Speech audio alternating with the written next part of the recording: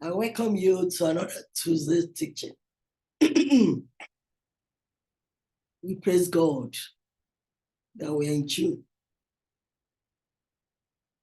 The spring is dovetailing into the summer, and we are all preparing to do something fantastic, like traveling, doing something different for this summer. Most people will be on holidays, and I'm sure it's going to be an enjoyable one, where memories will surely be recorded. This is Learnwithjoes, an academy of knowledge economy, and my name is Josephine, your digital educator. Tuesdays, I teach in one of my core courses in the area of my specialization, philosophy of religion and theology. Fridays, I discuss and bring to you lessons of life where you can learn a lot of fun. I've been teaching on the various arguments on the existence of God. I started with theism and atheism, those who believe in God and those who do not believe in God. And those arguments, either prior or posterior arguments, there are various views. Today, I'm going to teach on the classical ontological arguments as presented by St. Anselm, and touch on Kalam Cosmological argument. But I'm going to wait until next Tuesday to go fully and develop the ontological arguments. Let's join Learnwithjoes before I continue.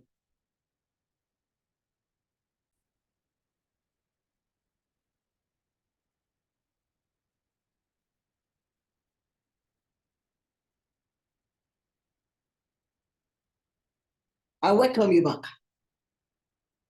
In order to emphasize my teachings, for those who are familiar with this, my channel, I always prepare PowerPoint slides for you to follow me. And I've always explained it because of differences in cultural pronunciation of diction and diversity, the way we pronounce certain words. And I want everybody to understand exactly what I'm teaching. I actually extend this presentation also to my Friday sessions where I've discussed life lessons.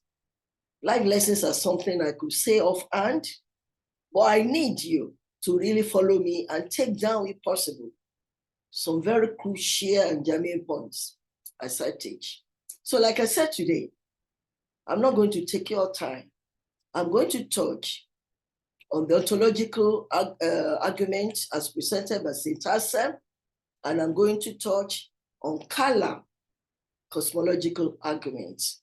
And then you will join me next Tuesday for a thorough content on ontological arguments. So let me start with this ontological argument, as I have said. Hold on for me as I present the PowerPoint slides. The classical ontological argument by St. Anselm and the Kalam cosmological argument by William Lane Craig. The 11th century theologian Anselm formulated the intriguing ontological argument. His basic idea is that from an understanding of God's nature, for example, that God is a being than which one cannot conceive a greater, or you can say more significant, one can show that God exists.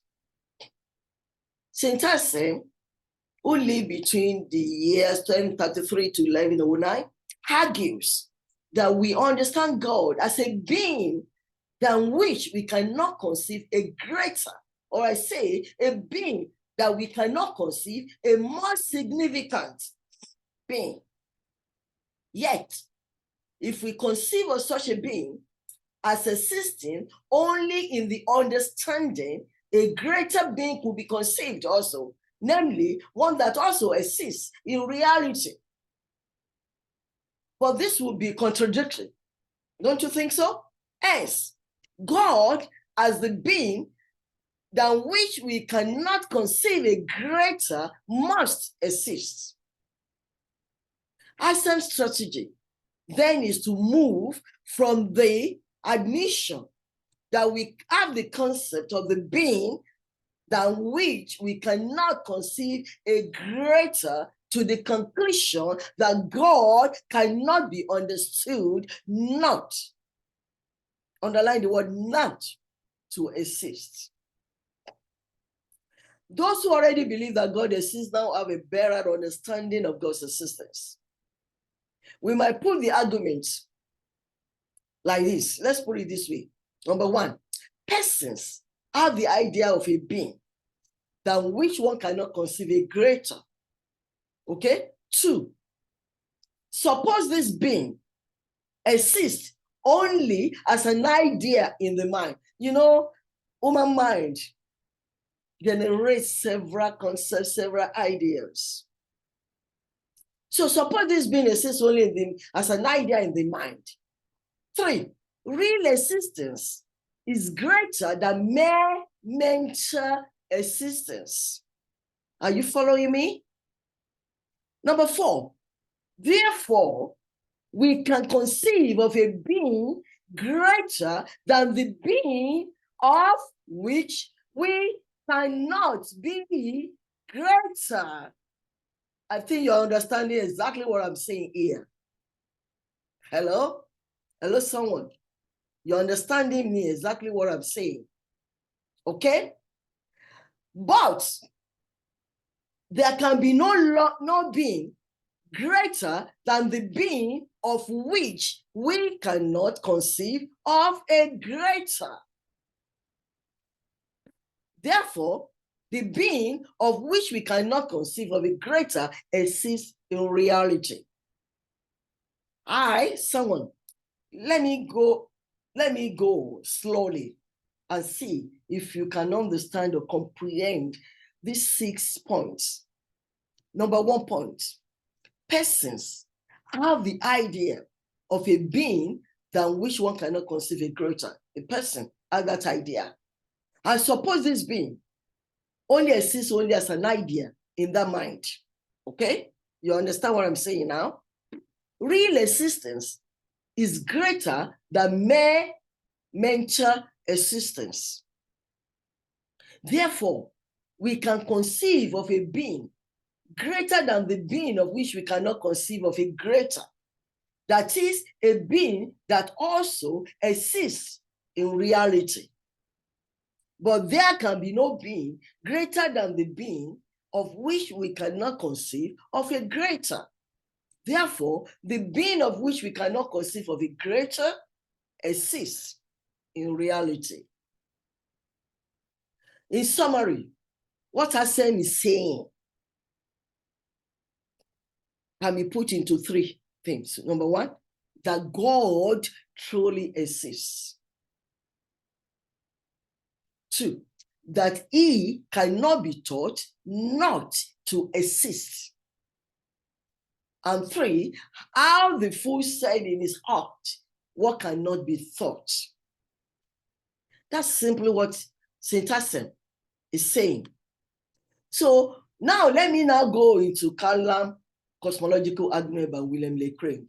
You know, I told you by next Tuesday, by God's grace, I'm going to delve deeper, go into further contents of the ontological arguments.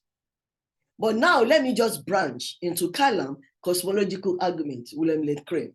And according to the Kalam Cosmological Argument, developed by medieval Arabic philosophers, the universe had a cause of its existence because it had a beginning. And whatever has a beginning must have a cause. So William Craig presents 4 arguments, 2 from philosophy and 2 from physics, to support the claim that the universe had a beginning. One philosophical argument shows that a natural infinite cannot exist because it leads to the absurdity that the whole is not greater than its parts. The other shows that if a natural infinite could exist, one could not transfer it, which would mean that one could not reach this particular point in time. In an infinite time, one will have already reached it. And the dual supporting arguments William Lane Craig put forward from physics appeal to the Big Bang model of the origin of the universe to confirm a beginning of the universe. And that, according to the second law of thermodynamics, if the universe has existed infinitely, by now we should have already been gobbled up by black holes or suffered its death. So in the end, Craig concludes that since the universe had a beginning, it was caused, and that the cause had to be personal and not natural. Which means the universe definitely had a beginning. And that beginning must be personal and not natural, like they say, Big Bang, that could have even created black holes or death, that could have gobbled people altogether. I'm going to stop here today because I told you I want it to be very brief. And then Tuesday, by God's grace, I'm going to continue on the ontological argument. Please join me on Tuesday. Well, one, don't forget, Friday is so close. Join me on Friday, okay? Sorry, I'm trying to say, sorry, just trying to be good, okay? I'm going to be good to see you. All right, so join me on Friday for another interesting life lesson teaching. I call it teaching, but sometimes it's just a discussion, and it's for all the totality of the family. You all benefit from whatever I'm going to say there. So have a very blessed week. Join me for the Friday tonic. Don't forget. Thank you. Love you.